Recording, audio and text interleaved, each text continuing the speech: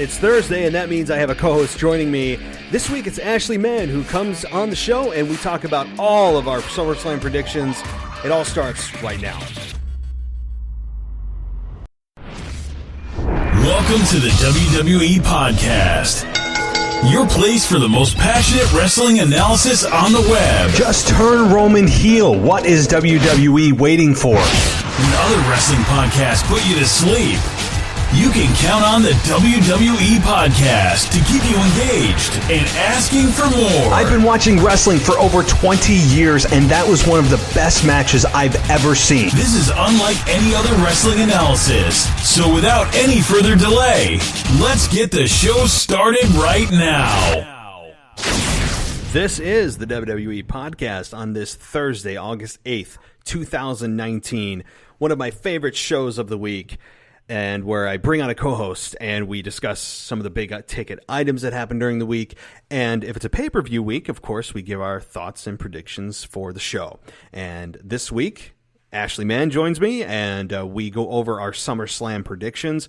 Quite a few interesting thoughts that she had on who may actually be behind the Roman Reigns mystery attacker, and it may not be somebody anybody's thinking about right now. Very interesting theory that happens towards the end of the show, so you'll have to stay tuned for that. It's very interesting and very logical as well. She gives us her thoughts on everything. I mean, from the Goldberg saga, him returning, Seth Rollins getting beat down.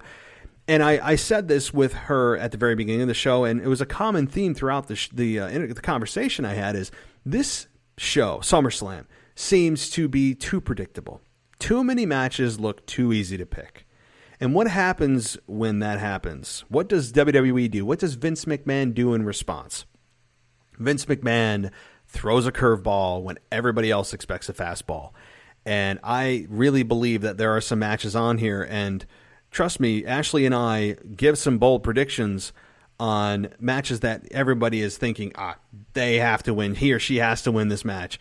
And we give some reasons why that may not be the case. There's some good logic here, and I got to credit Ashley for bringing up some good points. And so that's going to be coming in just a minute. But before I do, I want to, again, just thank you for listening to the WWE Podcast. You guys can follow me on Twitter at the WWE Podcast, and really find me anywhere at social media, Instagram, Facebook. It's all under the WWE Podcast.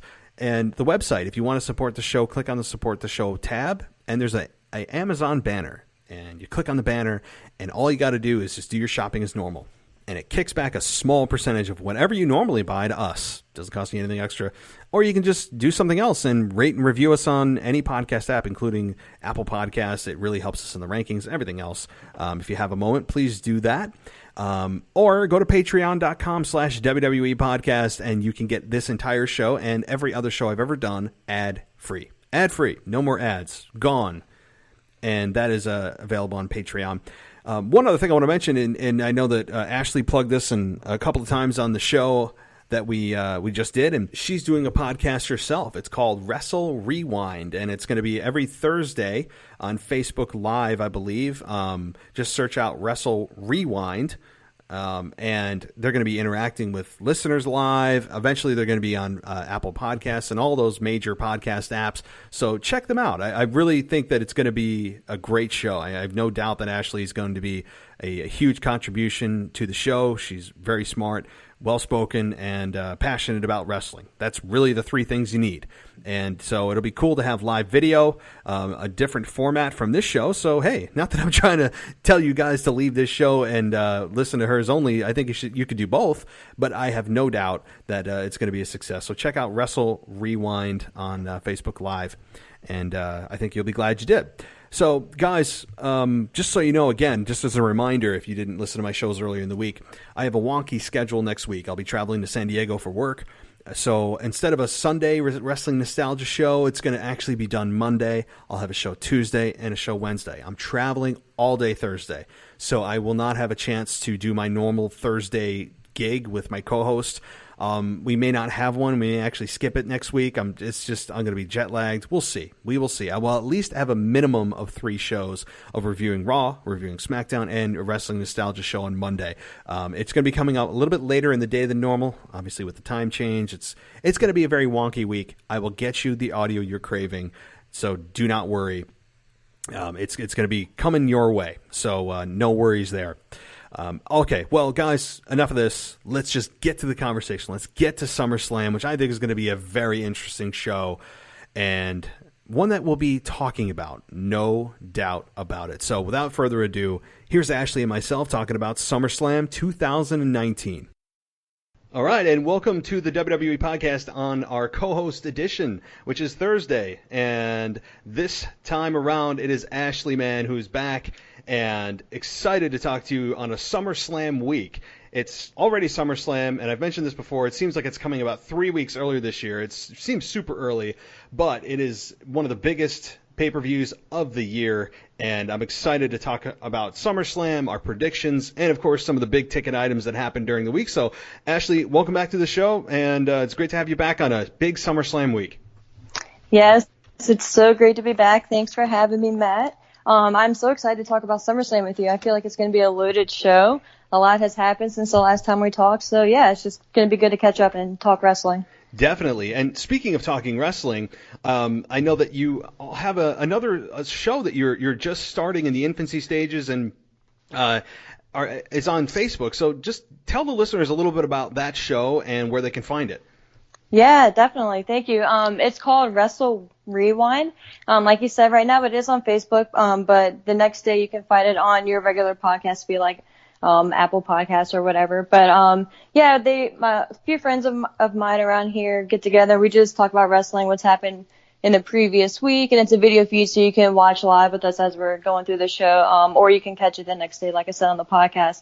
But it's called Wrestle Rewind, and we just kind of, like I said, go over kind of what you do here. Just go over the major things happening in the wrestling world, our predictions, how we feel about certain angles and characters, and just stuff like that. So it's pretty fun and interactive. We try to keep up with people who are chiming in the comment section. So, yeah, but we're still, like I said, in the infancy stage, so we're definitely looking to increase production and show quality in the next few weeks. But yeah, definitely check it out. Again, it's called Wrestle Rewind, and love any feedback on it. Absolutely, and I will for sure be checking that out. It's always cool, and it's a different format than what we do here. Obviously, with you doing video and doing it live, where you're able to interact in real time with your listeners, which is a pretty cool deal. Yeah, for sure. It's definitely fun just seeing how people react to any little comment that you make, and it's kind of more laid back and kind of chilled atmosphere because we're all friends. So it's literally just talking wrestling with your friends for about an hour and a half or something like that. But yeah, like I said, we're looking to be more interactive in the future, like with a mailbag and all that stuff. But for right now, the comment section is kind of where it's at. But yeah, it's fun. You should definitely check it out. Awesome. Well, we will keep my listeners abreast of exactly where you're at with it, and as you add new features and up the quality and spread your knowledge and really spread your awareness and on different platforms as you continue to expand. Obviously, we will keep my listeners abroad. So thank you so much for letting my listeners know. You guys should check it out. I have no doubt that it is going to be a very successful and well done show. Trust me. So let's get into the topic of the week, and that is SummerSlam, and there's a lot to get to. We're going to run down the card with both of our predictions, but before we do that, I just want to talk to you about and get your opinions on, because my listeners have already heard mine. What are your thoughts on some of the big items this week? And I guess I'll start with Roman Reigns' mystery attacker that apparently is Rowan, but could also be Daniel Bryan. I mean, what are you thinking about this whole thing? Are you enjoying it, and who do you think the attacker may be? I am very intrigued to see where they go with this. Before the big reveal this week, I kind of saw a few things on Twitter, with people pointing out that it looked like it was Roman and the screen grabs and everything. So I kind of already had an idea just from that knowledge beforehand that he was probably going to be involved in it. But I'm very intrigued with the Daniel Bryan twist for apparently not knowing anything about it and not being involved and saying Rowan wouldn't do that and just pretty much defending Rowan and not presenting it as his evil brainchild or anything like that, or like this master plan to get to Roman. So I'm actually very intrigued to see how they take it, and if it's concluded on SummerSlam or if it's drawn out for the next few weeks. And so I'm definitely excited to see where they go with it.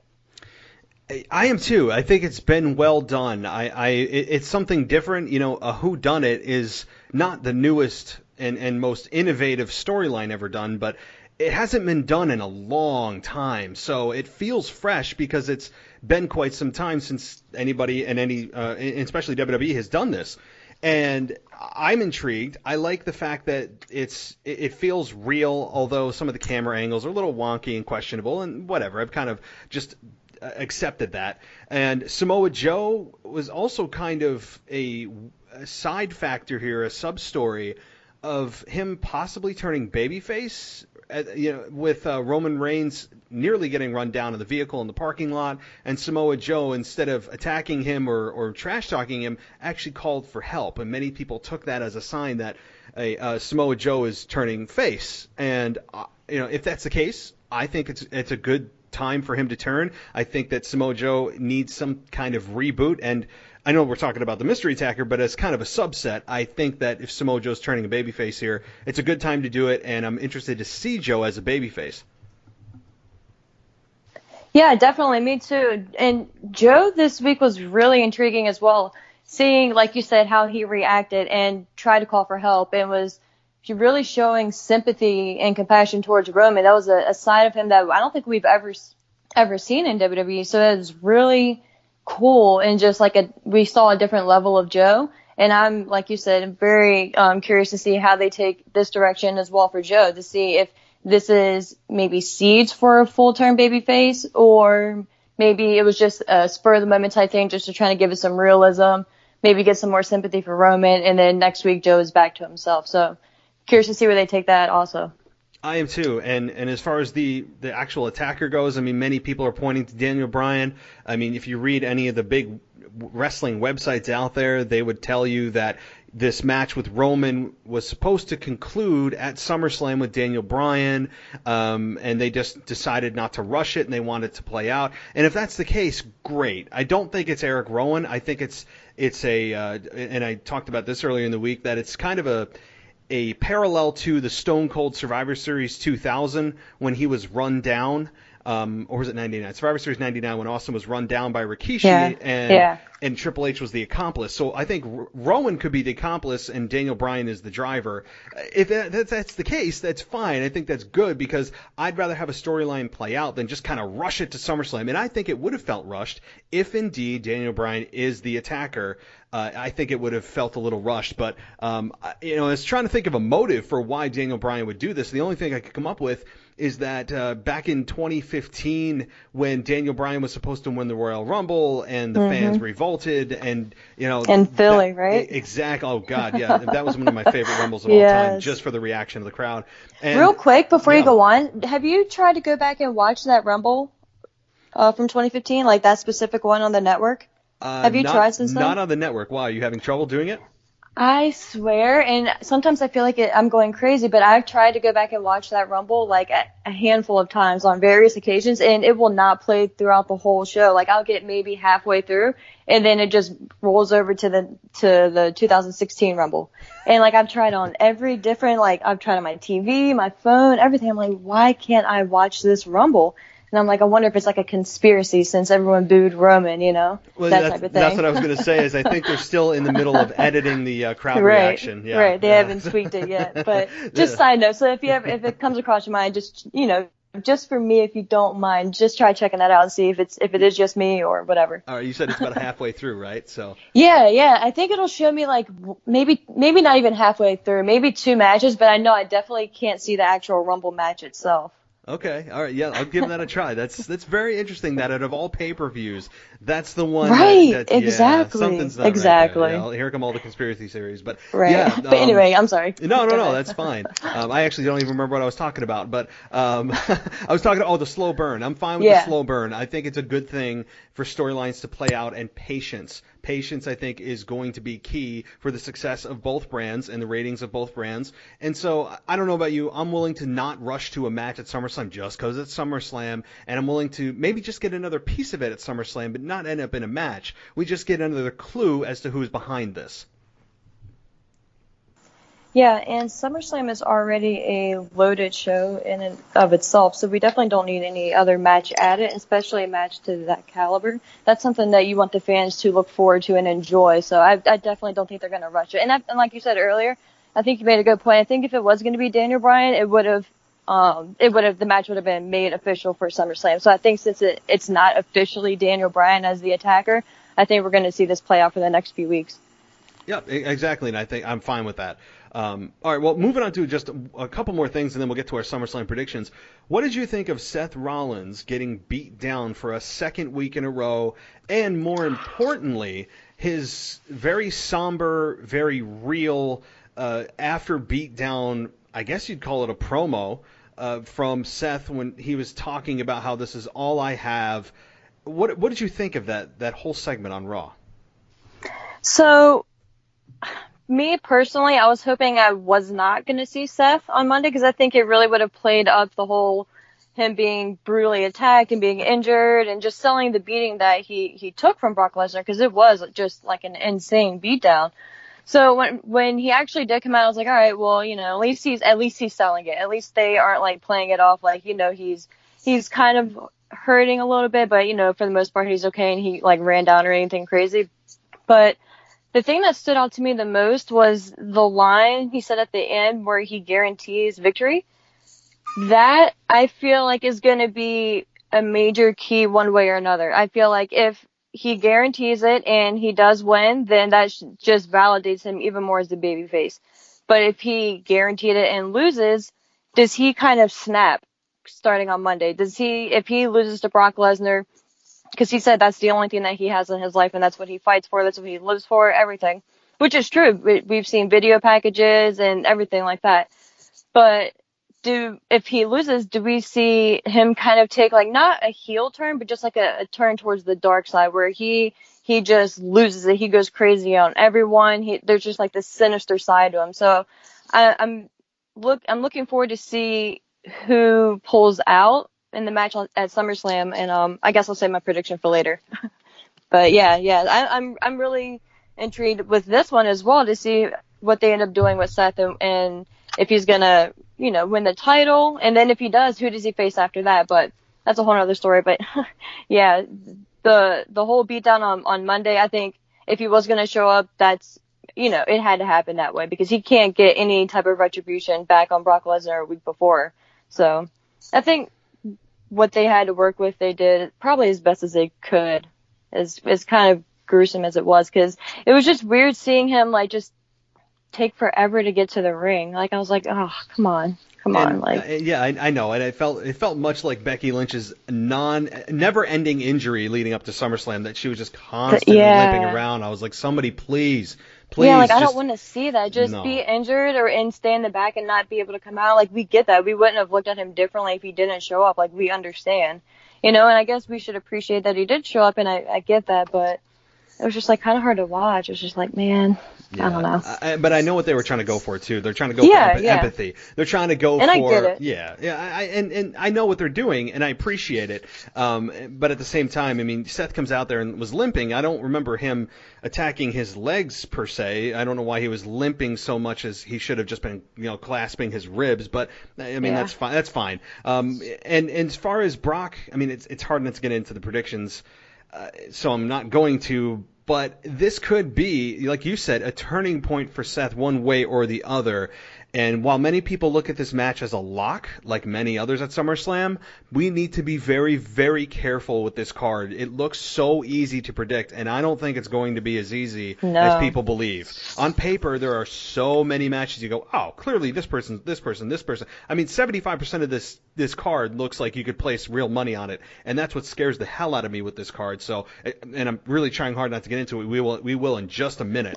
But I enjoyed the beatdown of Seth in terms of me wanting to see see Seth get his retribution. I want to see him beat down Brock Lesnar. I just hope he doesn't have to resort to the constant low blows, and he is able. And I said this earlier too this week. I think the majority of the match is going to be Seth just on his ribs or holding his chest, like gasping for air and coughing, and Brock toying with him. I think that's going to be 80% of the match, and then if Seth wins, I'm not going to give it away yet, but if Seth wins, it's going to be a last second, I don't want to say fluke win, but it's going to be 20% offense and Seth somehow pulls it off if he does. But one other thing I wanted to talk to you about, and then we'll get into SummerSlam, is Goldberg's return, and he's facing Dolph Ziggler.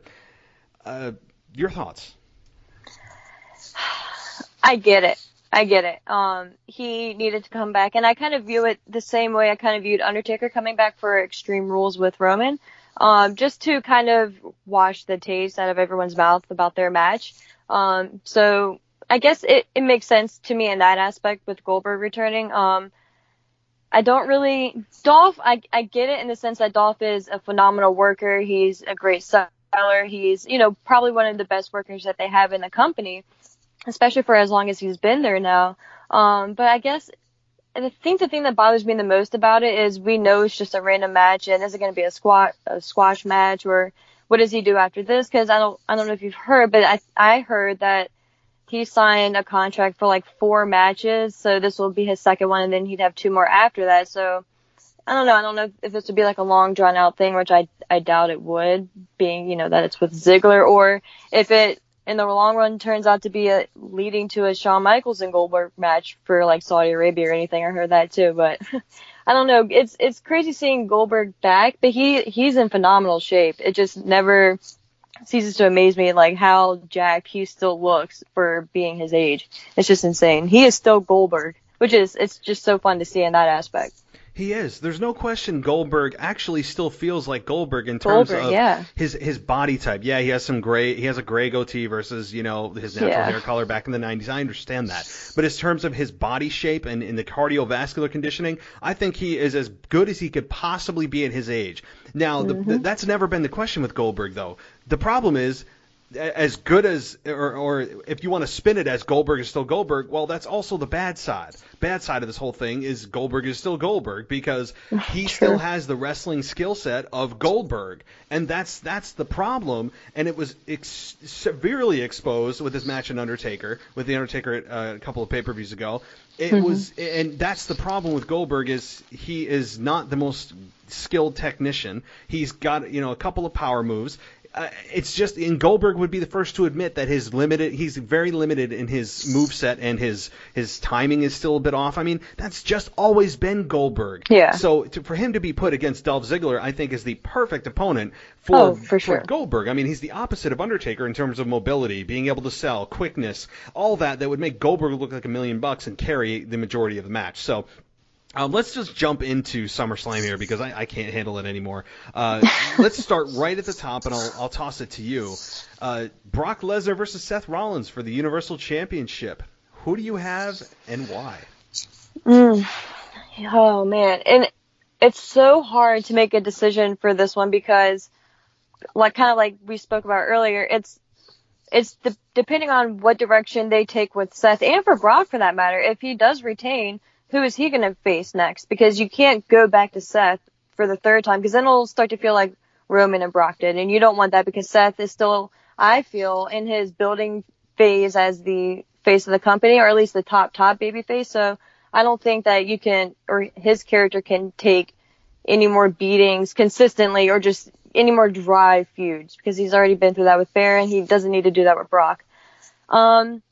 I think as much as I want Seth to win, I think Brock is going to keep it here and then move on and maybe face a Bobby Lashley type, or maybe even a Braun Strowman. If he's going to remain a heel, I could see them moving over to Braun and Brock to kind of get us through the last phase of the summer, which is, it's crazy to think it's just the beginning of August, because SummerSlam is normally the end of August. I'm like, oh, fall's about to be here or whatever, but yeah, I could see them definitely maybe keeping in on Brock and moving on to Braun. So that's who I'm thinking they're going to go with tonight, or go with on Sunday rather, is keeping it with Brock. I'm with you on this one. I know at the beginning of this, when this match was announced, I said, oh, Seth Rollins, he's regaining it. I mean, he obviously has to regain it.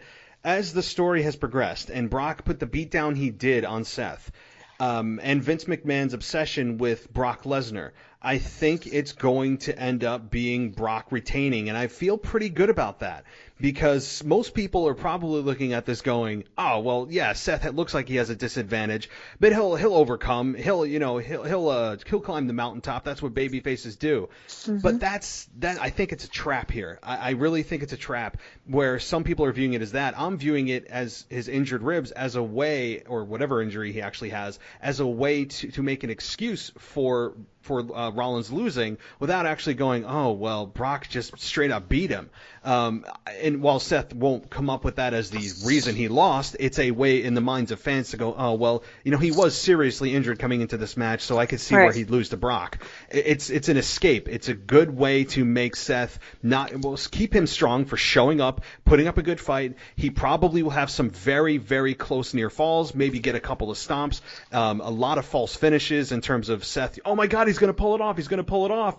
And Brock ends up pulling out one last F5, and Brock ends up retaining. And, you have Michael Cole and Corey Graves talking about the guts and determination of Seth Rollins to even show up and put up the fight that he did. Again, I think 75% of this match or more is going to be Brock looking like he's toying. He's going to be doing his little bounce. He's going to be smiling, and he's going to be toying with Seth the majority of the match while he writhes in pain, and then when his guard's down, you'll think, Seth will have that babyface fury. Oh my God, could he pull it off? Ultimately, the fans' dreams will be crushed, and Brock will retain. I just think that's the only way this can go down. I'm right there with you. With you. All right. Well, next match, and it's funny. I mentioned this earlier too this week. This Raw Women's Championship match with Becky Lynch and Natalya. They're labeling it a submission match. However, aren't both of their finishing maneuvers submissions? So it's it's such a false, well, not false, but an overkill to name this a submission match. It would have been ended in a submission anyway. It's like saying a regular a regular match is going to end by pinfall. Like the majority of the time it does anyway. Right. It would be like Austin versus Triple H in a pinfalls only match. Well, no kidding. I mean, so yeah, it's just, I understand what they're doing. It's trying to add a gimmick that's already ingrained in the match by default. But nonetheless, what are your thoughts on this, and who do you think's going to win? Whew, this one, I'm just going to say I wouldn't be surprised if they pulled the trigger on Natalya just to get that reaction for her. And to have Becky in chase mode, because I think Becky is strongest when she is in chase mode. When she has the title, everyone still loves her, but I don't want to say the excitement is gone, but it's just kind of like she's just like hit a plateau, and she's just like she's on level field with everyone else, like in ring wise and just like, I guess match wise, but I think she kind of needs that little like kickstart in her character as well, kind of like Seth in a way, but obviously a little bit different. And I think they're going to be too tempted to pull the trigger, being in Canada and everything that's built around it, with everything that Becky has said about Canada being their new hero and just like trashing Natalya and all that. So I love Becky to death, but I think they're going to go with Natalya on this one. Which kind of leads into my next prediction, or my prediction for the Trish and Charlotte match. But yeah, at least for this one, I'm unfortunately going to say I think they go with Natalya. That's an interesting pick. I'm leaning towards you. I'm actually deciding in my brain as we speak, just because this one could go both ways. I mean, you have Becky, who won it at WrestleMania. The fans went on with her on the journey. It was such an amazing moment, all that, and she became the biggest face of the women's revolution in an instant, trying to turn her heel last SummerSlam. So we're coming up now on a full year of her as a babyface, ironically, when they try to turn her heel. So what's interesting to me, too, is not just who's going to win this, but how does the crowd react? Because they're in Toronto. It's Natalya's home country. Becky Lynch is not as hot as she was. I actually think she's becoming a little bit unlikable with her arrogance.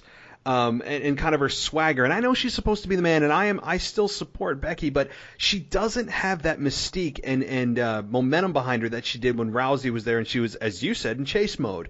So I'm very interested to see if for the first time in a year, Becky Lynch gets booed by the Canadian crowd, who will go with blood is thicker than water and support Natalya. So I'm going to say I'm going to go against you, but not actually by a whole lot. This is a very tough match actually to call. One of the few that don't look easy. I'm going to say Becky retains and the crowd boos her, and it'll be interesting to see if do they dare run with that heel turn with Becky? I don't even know if we go there yet. I think with her on the face of 2K20 and all that, they probably won't. I think it's just Bizarro World is whatever they call Canada. And so I think Becky retains. I'm expecting a very good match, and then Becky moves on to her next opponent. Yeah, I think one of the main things I'm looking forward to the most about this match is just the dynamic and the energy and the atmosphere around it, because I think Canada never disappoints, and of course, like all the momentum, like I said earlier, that's built up behind this match. I don't think it's going to be a heel turn for Becky. I think if anything, they're just going to play it up for that one night. And as you were talking, I was sitting here thinking, like, man, like I could kind of see them too letting them have this fantastic match. Us thinking Natalie's about to get it, Becky reverses it or whatever. Becky wins, and then the place goes crazy, just booing her, and then just Becky relishing in that moment. Like, I can just see her holding the title up and just, like, with that, eating grin on her face, just, like, eating up all the hatred from them. So, as you were talking, I was like, man, I could see them going with Becky, too. So, like you said, this one is really hard. It is, and the crowd reaction is almost as interesting as the match itself here. I'm very interested to see how the crowd reacts. It's a big pay-per-view, arguably their second biggest of the year in Natalya's home country, yet Becky Lynch is the organic homegrown babyface. This match is very intriguing on a lot of levels, so... All right, moving down to the WWE Championship match, Kofi Kingston and Randy Orton. Who do you have and why? First off, I just need to comment on how much I loved the promotion video they did for Randy. I think it was not this past week, but the week before when Randy did his sit down and kind of just went over their history, the story, and his side of everything. I just thought it was so well done, and his video is what really like hooked me for this match. I knew it was going to be like, a solid in-ring match, but I didn't really think that they were really focusing on the story as much. But man, like I really enjoyed what they've done with this build-up. And I'm very surprised in the amount of effort that they've put into it, honestly. But I don't think they made the change here. I think it's going to be a good match, and I think this is the match that Kofi needs to solidify his run as a champion and beat a top worthy competitor and obviously a future Hall of Famer in Randy Orton. So I see Kofi retaining, but I think it's going to be probably a good 25-minute match. Yes, I'm looking forward to this match for the quality of it. Both guys are extremely seasoned. They have 30 years of experience between one another. They're good friends in real life, which I think will actually motivate Randy Orton to not just phone it in. And when Randy Orton phones it in, he's so good that it's still like a 3-star match. Right. Yeah. And I didn't even know that they were friends outside, or like close friends. That's pretty cool. So yeah, that even more, like you said, Randy's definitely going to deliver for Kofi then. He has to. I think he will. I think Randy Orton will actually care about this match, unlike just kind of going through the motions of every other match he has ever, because Randy Orton's in preservation mode. Randy Orton's in longevity mode. He's kind of in cruise control, and he doesn't have to kick it up to 4th or 5th gear because he knows he's an established legacy star that has already paid his dues, has nothing left to prove to anybody, and is rarely ever extra motivated to have that 4 or 5-star match. It's in him. Randy Orton can certainly have it if he wants it and given enough time. So I think that this match could be the match of the night in terms of match quality, where this is awesome chants come out and all that stuff. I think Kofi ends up retaining. This will be the win that solidifies him. At the same time, as I said at the very beginning of this, I'm scared because this match looks so easy to predict. It seems so easy to pick Kofi Kingston here when Randy Orton, if he wins, you could make him a very good heel champion, being the guy that says, I told you so. Randy Orton or Kofi couldn't hang in the big leagues, and you have Kofi in chase mode. I don't think it'll Man, happen, that's but true. you could really make Randy Orton white hot, while Randy Orton is still unbelievably in the prime of his career and able to really turn it up when he wants to. So while Randy is just kind of the guy that's a legacy star, he'll never really get the championship back because he doesn't need it. You could really maximize Randy Orton here while he's still in his prime and make him a monster heel where Kofi chases. So I wouldn't put it past him. I wouldn't put money on this match because it looks too easy to pick, but I'm going to go with the easy pick of Kofi Kingston. Yeah, that's so true. And I'm just listening to you say that. Just imagine if Kofi was in chase mode as well going into the fall with SmackDown moving over to Fox and just seeing Randy being that heel, that ultimate bad guy. Because he was a very good bad guy. You know, a lot of people downplay him, or of course you can definitely tell when he's phoning it in or whatever. But he was a good bad guy when the company really had no one else. So that could be a fun story. But yeah, part of me, like, I just don't see them pulling the trigger on Kofi just yet.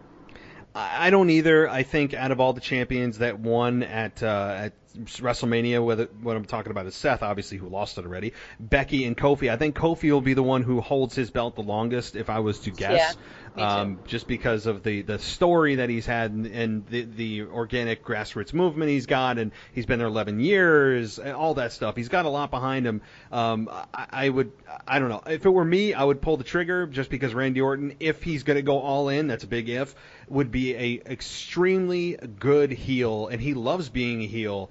You could do so much with it, but I think Kofi's going to keep it. And just as we continue, though, during the year here, we have to remember, the longer the year goes, typically more heel champions win because it's a big cycle of heel champions are typically crowned later in the year so that when WrestleMania rolls around in 6-7 months, you have that babyface who finally climbs the mountain and defeats that heel champion, and then we go back through the cycle again. So the later the year gets, I think the more heel champions we will see. So as the months and weeks tick by, I would be very hesitant to pick babyface championship victories as we move forward. So, speaking of championship matches, we have the SmackDown Women's Championship match of Bayley versus Ember Moon, and I'll give my quick thoughts. I'm not invested in this at all, and it's a shame because it's the SmackDown Women's Championship. I know they tried to really shock people and get people instantly interested in Bayley again and have like a quick fix for her character.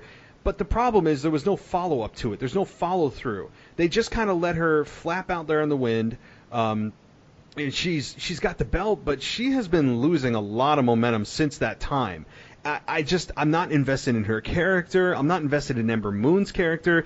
Bayley just decided to select Ember Moon because she was standing there and she has a lot of charisma. That's her explanation for choosing Ember Moon. It was very weak. Very weak. Then she ends up trying to help Ember Moon this week it was bizarre. This championship match, I will say I unfortunately and I'm super into the women's movement. I support it, but this match is really lost me here. I think this unfortunately will be a concession stand break for a lot of people, and I see Bayley retaining, but I wish I was more invested in this match. Yeah, same. The only little glimmer of hope that I have in this storyline is when Bayley hit Ember with the Bayley to belly and did that smirk, and you actually heard people cheer for her. Like, in the background, people reacted positively to what she had just done to Ember because it showed a little bit of edge and a little bit of, depth to Bayley's character. And, she was actually reacting to something. It kind of took me back to when, oh my gosh, I think it was Alexa Bliss when she had that feud and they had, an Extreme Rules match and she went and hit her with the kendo stick. Oh, yeah. I think it was Alexa Bliss, but it kind of just took me back to just thinking Bayley could be really good, and Bayley, I don't know what it is, if she's just too conformed to this character now or what they can do, but it just makes me think into of course all the great matches she's had in NXT, but it makes me miss how good of a character and how solid she was and how much support she had. But like you said, I'm not really too much invested in this match. I would love for it to be a heel turn for Bayley, kind of what they did with Becky, or try to do last year with Becky, but just do it with Bayley this time. And just to see what happens. What's the worst that can happen? It doesn't happen and she just continues to get the reaction she's getting. So I think it'd be fun, but I see her retaining as well. I think it's gonna be a quick match, probably less than 10 minutes. Yeah, I'd give us 8 to 10 minutes is where I Yeah. was thinking too. Now, again, if they ever decided to try to turn Bayley, and I think that actually may be exactly what she needs, and that little smirk, I appreciate that, and maybe that's a little bit of an Easter egg. I doubt it. I don't think Yeah. WWE is thinking that in depth, unfortunately. I wish it would happen. However, if they did it, I have a feeling it may be the reaction to the same thing that happened with Becky Lynch when they tried to turn her heel.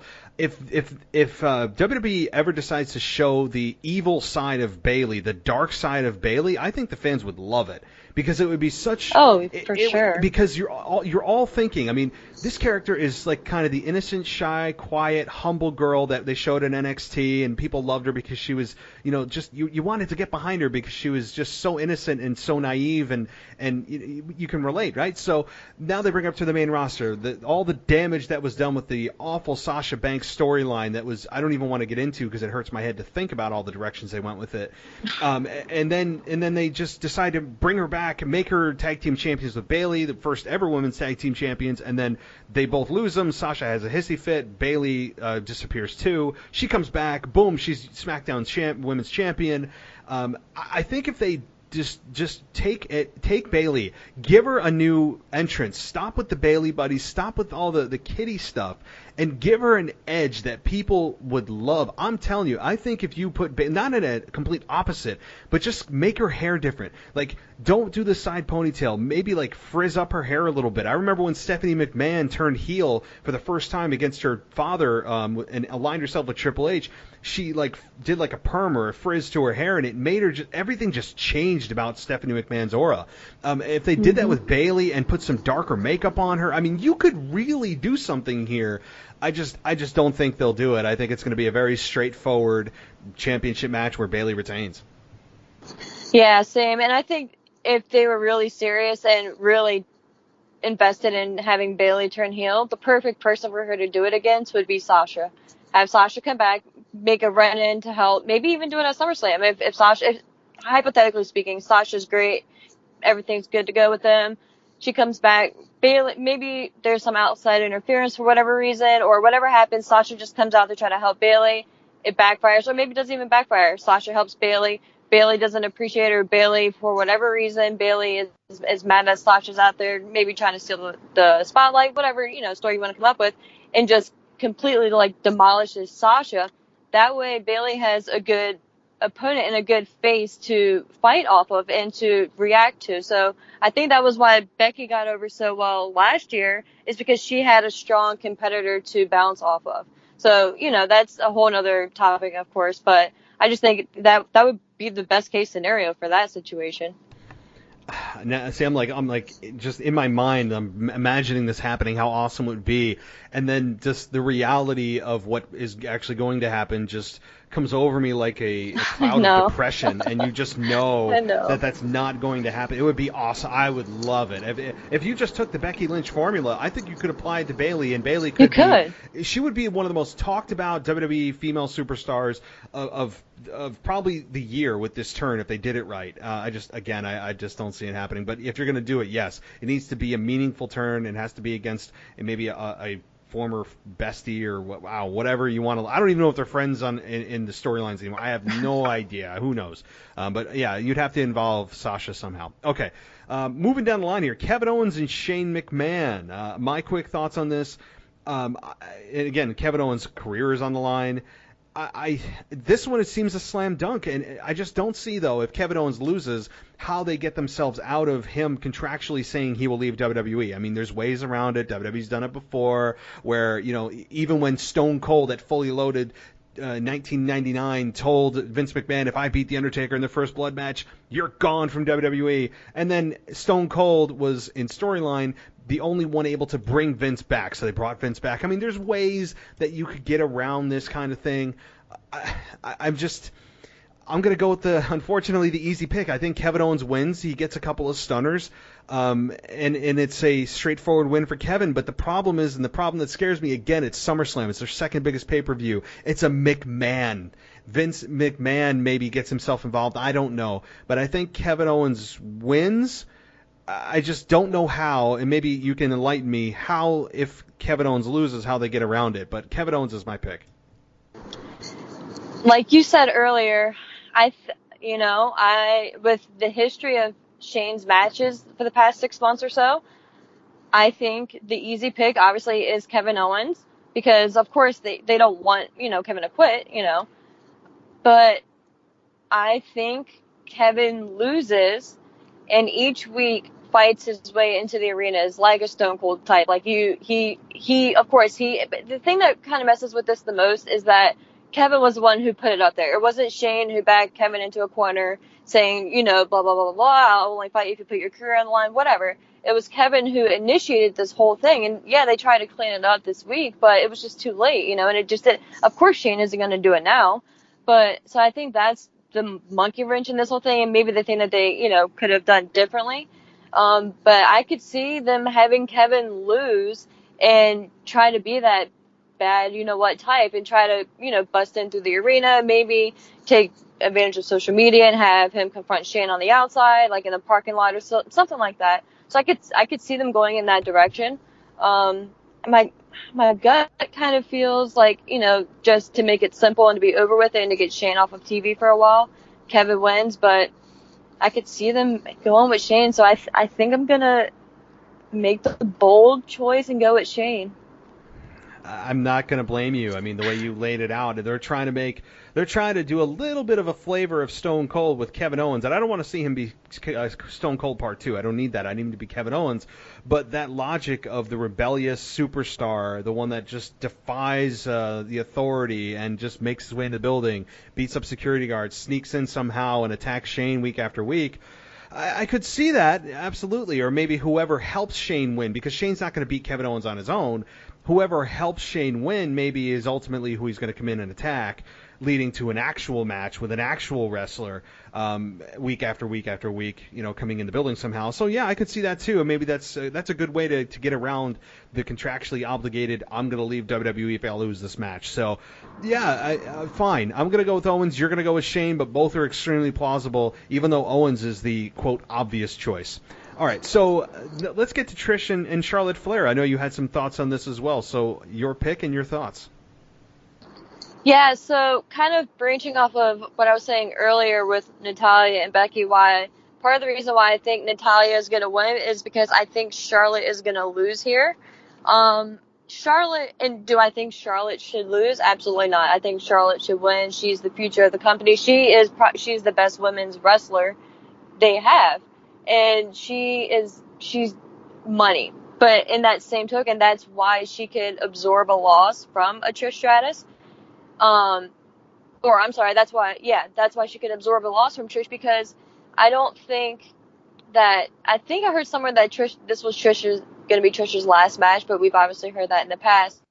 So I don't think they're going to go with her winning here. So I could see them just having Charlotte come in and just it being a very good match, maybe 7 to 9 minutes, 10 minutes max, I would say, and then just Charlotte going completely over Trish and the crowd just hating it, because of course Trish's hometown, just like Kevin and Natalya are, and so they're going to get that huge monster pop. So I could see them going with Charlotte winning here and just eating that hatred up from Canada. I think we're going to have a lot of angry fans on Sunday, and I'm with you too. I think it's a perfect opportunity to put Charlotte Flair to that next level too. I mean, Trish is nowhere near, I believe, and there's no disrespect to Trish, but I don't think she's anywhere near the athleticism or strength or any of that Charlotte is. And that's not a knock on Trish. This is just a different generation of women. And so this is a perfect opportunity to get more heat on Charlotte, for her to brag forever about beating the legendary Trish Stratus. There's a lot that could be gained from Charlotte winning, and not a lot to be gained by Charlotte losing, because Trish is going to be one and done, or maybe two and done. Trish is not sticking around. She's not the future. You go with who is your future. Who can gain the most out of winning this match? And it's lopsided that Charlotte Flair has the most to gain from from this match and the most to lose if she loses. So Charlotte has to win this. She's going to go bragging forever. Maybe Lita pops up. I don't know. Maybe there's a one-on-one with Lita. Who knows? But I think Charlotte Flair, she has to win this. Charlotte's been also kind of floundering out there, missing from SmackDown for a couple of months, just shows up. I mean, she's kind of everywhere. Charlotte doesn't have a whole lot of direction right now. So after this, after she beats Trish and brags about it, maybe on SmackDown Live, somebody who is a supporter or a friend of Trish comes out and shuts Charlotte up for a couple of months of a worth of a program. So Charlotte wins. I expect, as you said, 10 minutes or less in a very straightforward, but I think it's going to be a good match. I wouldn't put it at the top of the list. I think it's just going to be just like a B- B match, and that's all I expect out of this. So I expect a lot of booing and a lot of pissed off Canadian fans with the predictions that we are choosing. I know. Me too. Me too. Sorry, guys. I know. All right, so Goldberg versus Dolph Ziggler. Who wins this one? Goldberg. I think it would be hilarious to see Dolph win somehow. Just to see the reaction from everyone on social media, just how insane everyone would go. So part of me would just find it funny to see that aspect, but I think it's pretty obvious Goldberg is gonna win. It's just a matter of how long with this one. And Dolph is gonna look like $1 million losing to Goldberg, because Dolph is that perfect. And you couldn't find a better in-ring worker and seller for Goldberg than Dolph Ziggler in WWE. So it's why I wish there was more story and more time to build up to this particular actual match, and not the Shawn Michaels twist and Miz twist that they were doing. Because that would have been fun just to hear Ziggler maybe mouth off about Goldberg. But it's just a matter of time and to see how long this match is going to go. I give it 2 minutes, 3 minutes. Yeah, but definitely under 5 minutes. I mean, just 5 minutes or less on this one. That's the over-under. Goldberg wins. I'm 80% confident Goldberg wins. Could Dolph win and then brag about it forever? Yeah, maybe. But Goldberg is the one that needs repair right now from his disaster of a match. And Ziggler is Teflon. I mean, you expect Ziggler to lose the big match. That's just how it's been his entire career. Is that Ziggler, we are educated to believe until told otherwise and have a large sample size of it, that Ziggler is just the guy that talks a good game, it performs well in the ring, is always a great asset to his opponent because he makes them look like $1 million, which, as you said, is exactly why Ziggler's here. He is the antithesis of Undertaker's style, which is it's not a bad thing. It's what Goldberg needs because he's so limited in skill set. So Goldberg wins and he moves on, and if he has a 4-match contract, fine. I mean, I don't think they're going to have a rematch. So Goldberg goes over. They try to erase the match with Undertaker from people's minds, and we move on. All right, so United States Championship, AJ Styles and Ricochet. This could also be a candidate for a match of the night, given enough time. Oh, yeah. What are your thoughts on this? Could it be the match of the night, and who wins? So I was expecting Rey to get his win back and the title back, but seeing how strong they're pushing the OC and that faction and the Gallows and Andrews, see them keeping it on AJ. I could see, maybe one of them interfering or, maybe doing something to help AJ win and not just being a clean victory.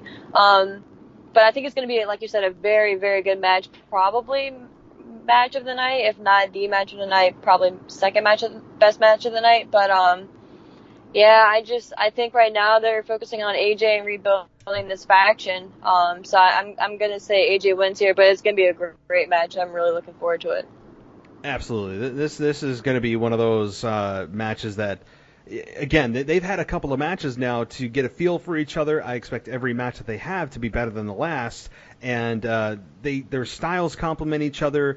Everybody's always looking to see the wacky, crazy reversal or crazy offensive maneuver that Ricochet's going to do. There's going to be a lot of just jaw-dropping moments in terms of oh my God, I can't believe I just saw him do that. And that's fine. I mean, that's what this match is billed to be. And I expect AJ to come out on top. This one, I know that there's a lot of slam dunks. it would just make no sense to have Ricochet reclaim his United States Championship. They are in the rebuilding process of the OC, which is the original clan, the only clan, I don't know, whatever weird acronym that they had for the Bullet Club, which was the club and then the OC. I don't know. Whatever they are, they're in the rebuilding process of it. They're holding a ton of gold, and that is what the focus of this should be. AJ Styles as United States Champion, I think, is a better way to build the belt than having Ricochet holding it, even though Ricochet is an up-and-coming star, and I think he has a very bright future. Right now it's about building the value of the belt, and I think AJ Styles does that better right now than Ricochet.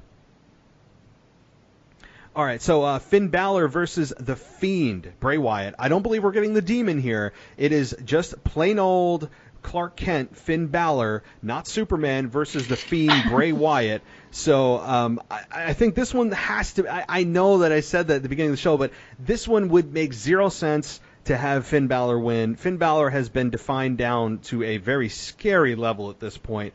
The Fiend, Bray Wyatt, I know he's booked as a heel, but at the same time, Bray Wyatt right now, he couldn't even get booed attacking Kurt Angle in his hometown. Right. That's how... I don't know what WWE and why they're struggling to go up against the stream here and against fans' reactions that have been consistently cheering for Bray Wyatt. I don't know why they're trying to book him as a heel. I think it's going to fail miserably. I think that they're going to be it's going to be a very, very heavy favorite for Bray Wyatt in terms of crowd reaction Sunday. I think Bray Wyatt wins. He wins very convincingly, and the crowd loves it, even though he's booked as a heel. What do you think? I agree with you 100%. Part of me, of course, if they have the match, I see The Fiend winning. I don't think we're going to get the Demon here. I've heard that Finn wanted to take like a few months off, so I see this just being like the blowaway match for Finn. Give him some time off, let him chill, relax, whatever. And he deserves it. You know, he's been going hard for however long now. And obviously this is Bray Wyatt's time. You don't put this type of momentum and energy and effort and build into a character and then just have him lose the first match. Of course not.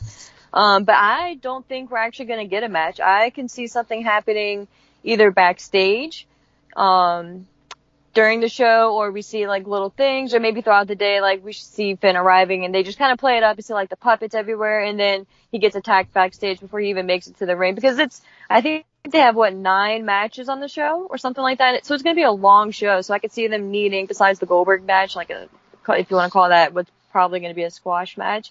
I could see them needing another short match or short segment.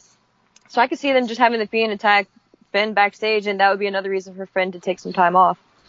Yeah, I don't think there's really no other way to do this. I think Bray runs away with this. Even if it's not, as you said, an official match, Bray will somehow demolish Finn Balor. There's no need to bring out the Demon, because the Demon character, I understand they're trying to protect it. As cool as that would be, and as like mysterious as that would be, the Demon versus the Fiend, I think you do that down the line when Finn Balor has been reestablished as a legitimate threat. Plus, the Demon, as I understand, and I'm pretty sure I'm right, is that the Demon is undefeated. You don't just destroy. You don't just end that streak exactly. With really no build. I also need a reason for Finn Balor to bring out the Demon, not just because it's SummerSlam. I need the feud to dictate it, not just because. I mean, just like Hell in a Cell. They just have it because it's part of the pay-per-view schedule. It just drives me nuts. Right. So, yeah, Finn Balor is going to get demolished, destroyed, and maybe die on Sunday.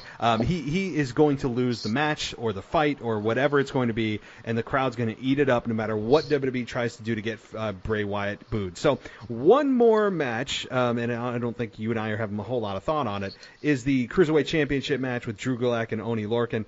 Who wins? Well, I'll give you mine. I think Drew Gulak, and just because. I mean, I honestly don't have a whole lot of investment in this. What about you? Same. They're both really good. I've seen a few matches from Lorcan, and he's decent. So I think it's going to be a good match. The Cruiserweight match always delivers. I actually think Lorcan is more entertaining on Twitter than, like what he's actually doing on TV. No knock against him. He's just hilarious on Twitter. And everything is like all caps. It's just, just very entertaining. So, but yeah, I see Gulak retaining here. But one thing, if you don't mind if I backtrack really quick just to get your opinion on, what if you think if they do stick with Eric Rowan being the guy who was behind the whole attack against Roman, what if the Fiend, Bray Wyatt, put him up to it? And that's why Daniel has no idea, because it wasn't Daniel putting Rowan up to it. It was Bray putting Rowan up to it. And not for nothing, Daniel has history with Bray as well, so it could be the form of a faction there. Like, maybe Daniel didn't know at first, but he gets sucked into, not the family, they're not going to call it the family, but whatever word or term they use to describe them, maybe just their faction, whatever they end up doing with it. But it's just a thought. Yeah, that would be, now you got me, like, thinking about this. Like, I mean, I would, sure, I still believe that if they're trying to get Roman cheered against the Fiend, good luck. I mean, like, right now, I don't believe there's anyone you could put against Bray Wyatt because his character's so over. His mask is so badass. His Firefly Funhouse was so good. And I would like to actually see Bray Wyatt come out as, like, the evil Mr. Rogers once in a while and not just always as the Fiend. And have somebody, try to provoke it out of him. And he said he could control it. So, I mean, I wouldn't mind that version of it where he's a little bit, kind of the evil Mr. Rogers, and then when needed, the Fiend comes out, and there's a lot to do with that there. So if Bray Wyatt is indeed the true mastermind behind this, and ultimately they're looking down the line in a month or so to do the Fiend versus Roman, yeah, I think that's I would think that's awesome. And you bring Rowan back into relevancy. You could have a storyline that has Bray Wyatt, when he was facing Roman Reigns a few years ago, saying anyone but you, Roman, anyone but you, Roman. I mean, and you could bring it back because they did have a long-standing feud together. So, yeah, there's history on to draw from, whether it's Daniel Bryan, the mastermind, or it ends up being Bray Wyatt. Bray Wyatt's not going to be booed. So, yeah, sorry, it just kind of popped in my head. No, now you got me thinking. I mean, we all believe Daniel Bryan's been suspect number one with all the rumors floating around, but it could be very well Bray Wyatt. And if they have, and what if he says his announcement was that he unleashed the Fiend?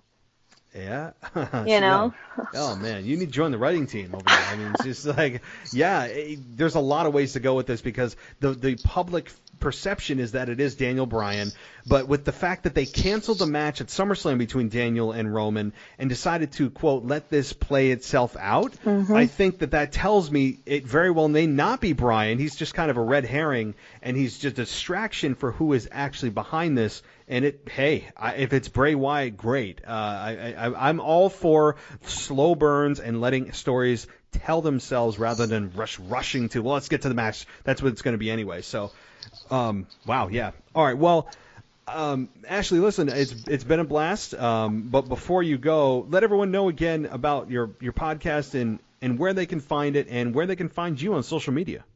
Yeah, thank you. On Twitter, ASHMANNS. Feel free to give me a follow. I love talking with everyone.